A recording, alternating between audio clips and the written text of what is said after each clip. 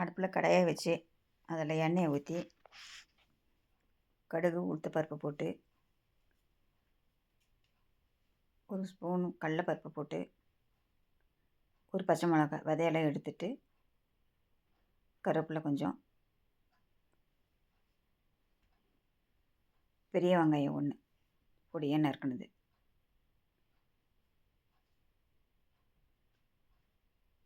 போட்டு எல்லாம் நல்லா வணக்கி விட்டு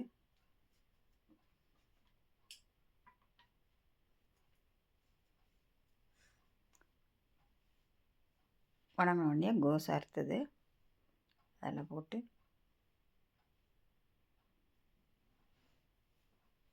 நல்லா வணக்கி விட்டுணும்.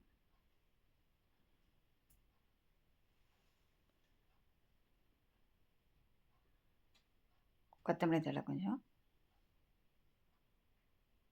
அளவாக உப்பு போட்டு நல்லா கிண்டி விட்டு